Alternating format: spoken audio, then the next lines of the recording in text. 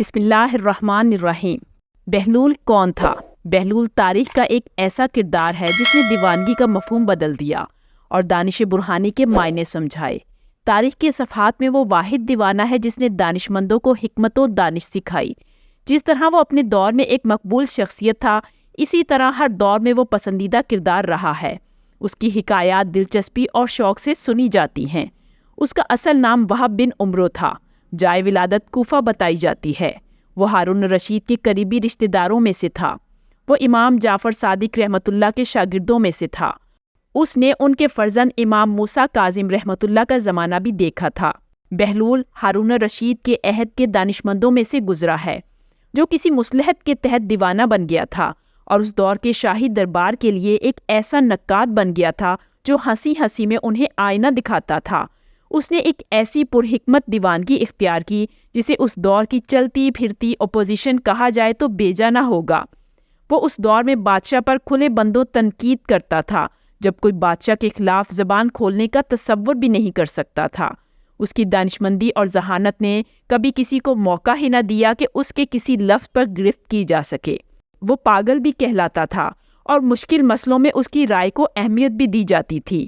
اس سب کے باوجود کوئی یہ ثابت نہیں کر پاتا تھا کہ وہ دیوانہ نہیں ہے۔ وہ کسی کو نہ ستاتا تھا، نہ پریشان کرتا تھا۔ وہ اپنے جنون میں دانشمندی چھپائے ہر وقت لوگوں کی مدد کو تیار رہتا تھا۔ بغداد کے لوگ اس کے گرویدہ ہو گئے تھے اور محبت میں اسے بہلول کہنے لگے تھے، جس کے معنی ہیں ہنسمکھ، خوبصورت اور نیکیوں کا مجموعہ۔ کوئی بھی اسے وہب بن عمرو نہیں کہتا تھا، وہ سب کے لیے بہلول تھا اور ایک پاگل دیوانہ دانا مشہور ہو گیا تھا۔ آج میں ہارون کے دربار میں بہلول کی ذہانت کے 5 دلچسپ واقعات بیان کروں گی، تو ویڈیو کو اسکپ مت کیجیے گا اور اینڈ تک پورا دیکھیے گا کہ کیسے بہلول نے ہارون رشید کو ہنسی مزاح میں نصیحتیں کی۔ ایک روز بہلول کا رخ ہارون کے محل کی جانب تھا۔ اس نے پیون لگے کپڑے پہنے ہوئے تھے، ہاتھ میں عصا تھا۔ دربان کو معلوم تھا کہ وہ ہارون کا رشتہ دار ہے اور اسے ہارون نے طلب کیا ہے، اس لیے اس نے اسے اندر جانے کی اجازت دے دی۔ وہ اپنی پھٹی ہوئی جوتیاں چٹکھاتا بڑی بے تکلفی سے اندر داخل ہو گیا۔ وہ راہداری میں سے گزرتا ہوا دیوان خاص میں پہنچا۔ دیکھا کہ نہ کوئی نگہبان ہے، نہ پہرہ دار۔ وزیروں امیروں کی کرسیاں بھی خالی پڑی ہیں۔ شاید ابھی دربار آراستہ نہیں ہوا تھا۔ وہ قیمتی قالین کو رونتا ہوا بادشاہ کی مسند تک جا پہنچا اور مزے سے اس پر براجمان ہو گیا۔ ابھی اسے بیٹھے ہوئے چند لمحے بھی نہیں ہوئے تھے کہ دربار کے پہرے دار دوڑتے ہوئے آئے۔ انہیں اطلاع ملی تھی کہ ہارون رشید اسی طرف آ رہا ہے۔ یہ دیکھ کر وہ دنگ رہ گئے کہ بادشاہ کی زریں مسند پر بہلول پھٹے حالوں بیٹھا ہے۔ انہیں اپنی آنکھوں پر یقین نہیں آیا۔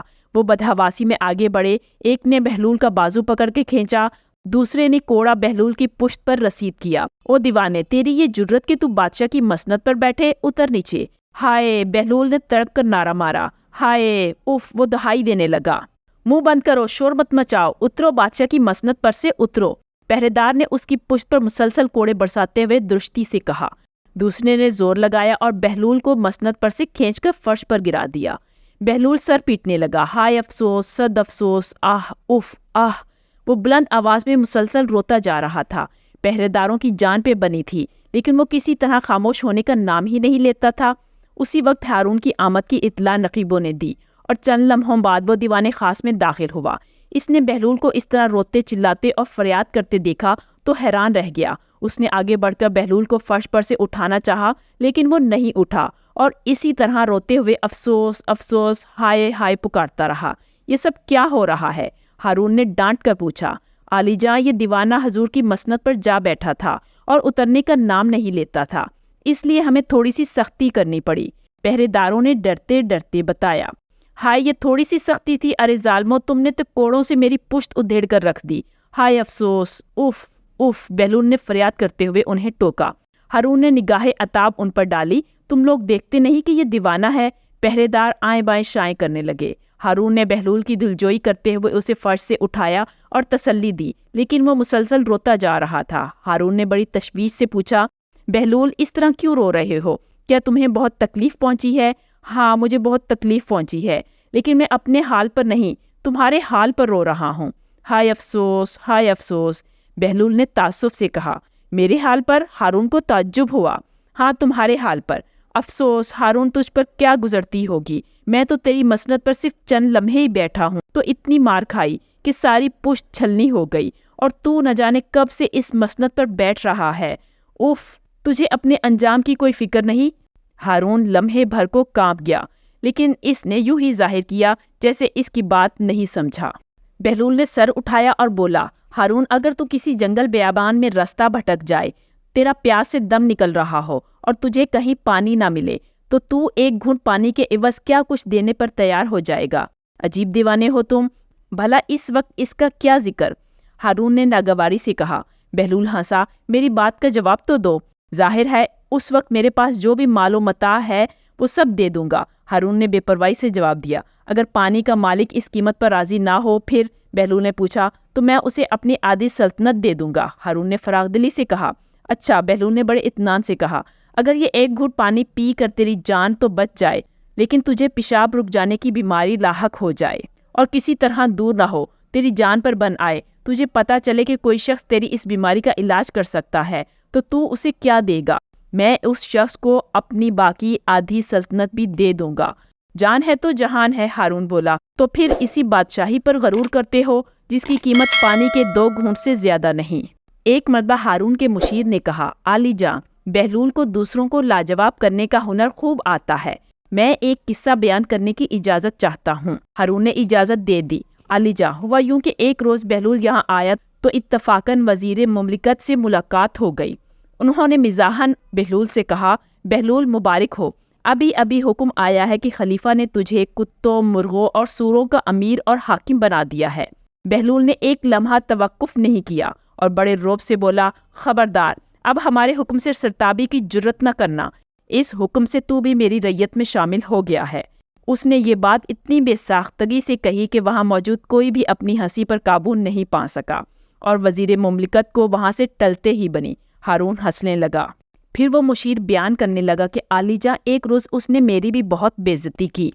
عالی جاں، اس روز میں نے کھانے کے ساتھ پنیر کھایا تھا، شاید اس کا کوئی ریزہ میری داڑھی میں بھی اٹکا رہ گیا، لیکن مجھے اس کی خبر نہیں تھی۔ شومئی قسمت کے بہلول اس طرف آ نکلا اور مجھ سے پوچھنے لگا، مشیر صاحب، آج آپ نے ناشتے میں کیا تناول فرمایا ہے؟ میں نے ہنسی ہنسی میں کہہ دیا، میں نے کبوتر کھایا ہے۔ تو وہ کہنے لگا، تب ہی اس کی بیٹ آپ کے ریش مبارک میں اٹکی ہوئی نظر آ رہی ہے۔ ہارون بے ساختہ ہنس پڑا، واللہ کیسا مسخرہ ہے یہ بہلول، کل اسے دربار میں طلب کرو، ہم خود اس سے بات کریں گے۔ ایک روز خلیفہ ہارون الرشید نے شاہی حکم نامہ جاری کیا کہ بہلول کو خلعت فاخرہ عطا کی جائے، تو بہلول نے کہا، خلیفہ کے اس کرم کا شکریہ، مجھے اپنی پیوند لگی گدڑی ہی غنیمت ہے۔ بہلول نے اپنی گدڑی شانے پر ڈال لی۔ پھر ہارون الرشید نے کہا، بہلول کو درہم و دینار عطا کیے جائیں۔ شاہی فرمان جاری ہوا۔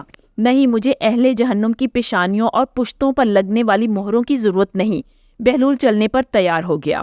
ہارون نے اسے روکا، بہلول، اگر تم اس انعام و کرام کو اپنے استعمال میں نہیں لانا چاہتے تو غریبوں اور محتاجوں میں بانٹ دینا، ان کا بھلا ہو جائے گا۔ بہلول رک گیا اور اس نے رقم کی تھیلیاں غلام سے لے لی، چند قدم چلا اور رک گیا، کچھ سوچنے لگا، پھر آگے بڑھا اور رک گیا، پھر کچھ سوچا اور واپس پلٹ آیا۔ اس نے رقم کی تھیلیاں ہارون کے سامنے ڈھیر کر دیں اور بولا، ہارون، میں نے بہت سوچا ہے کہ ان اشرفیوں کی سب سے زیادہ ضرورت کس کو ہے، لیکن مجھے تجھ سے زیادہ مستحق کوئی اور نظر نہیں آیا۔ تجھ سے زیادہ نادار، ضرورت مند شاید اور کوئی نہیں، کیونکہ میں روز دیکھتا ہوں کہ تیرے کارندے ہر جگہ لوگوں کو کوڑے مار مار کر ان سے ٹیکس وصول کرتے ہیں تاکہ تیرے خزانے پر ہوں۔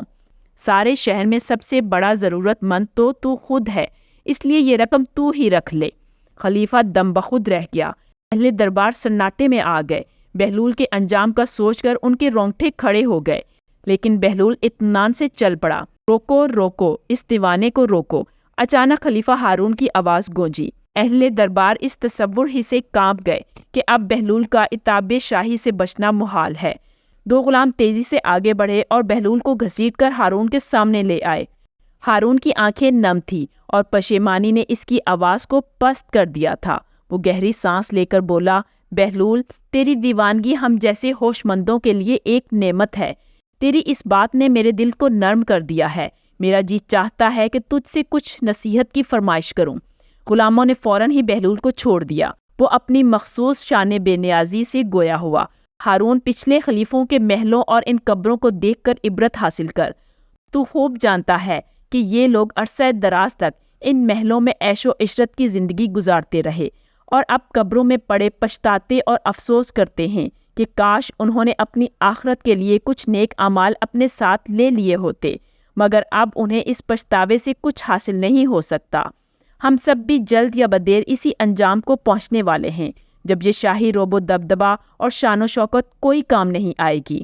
ہارون پر کپکپی سی طاری ہو گئی۔ بولا، بہلول، کچھ ایسے اعمال بتا جن کے بجا لانے سے اللہ مجھ سے خوش ہو جائے۔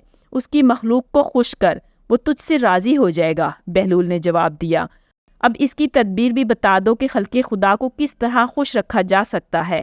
ہارون نے پوچھا، عدل و انصاف میں سب کو برابر کا درجہ دو، جو اپنے لیے مناسب نہیں سمجھتے دوسروں کو بھی اس کا مستحق نہ سمجھو، مظلوم کی فریاد توجہ سے سنو اور انصاف سے فیصلہ کرو۔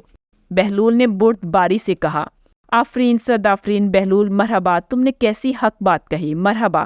ہارون نے توصیفی لہجے میں کہا۔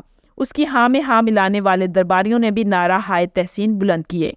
ہارون نے حکم شاہی جاری کیا۔ حکم دیا جاتا ہے کہ شاہی خزانے سے بہلول کے تمام قرض ادا کر دیے جائیں۔ ہارون، قرض سے بھی کبھی قرض ادا ہوا ہے؟ بہلول نے اسے مخاطب کر کے کہا، شاہی خزانے میں جو کچھ ہے وہ عوام کا مال ہے اور خلیفہ پر قرض ہے۔ تمہارے لیے یہی مناسب ہے کہ عوام کا قرض انہیں لوٹا دو۔ مجھے تمہارا یہ احسان نہیں چاہیے۔ تو پھر بہلول، کوئی تو خواہش کرو، میں دل سے چاہتا ہوں کہ تمہاری کوئی آرزو پوری کروں۔ ہارون نے زور دے کر کہا، تو پھر میری خواہش اور آرزو یہی ہے کہ میری نصیحتوں پر عمل کرو، لیکن افسوس کہ دنیا کی شان و شوکت اور اقتدار کا نشہ بہت جلد میری ان نصیحتوں کو فراموش کر دے گا۔ یہ کہتا ہوا وہ دربار سے نکل گیا۔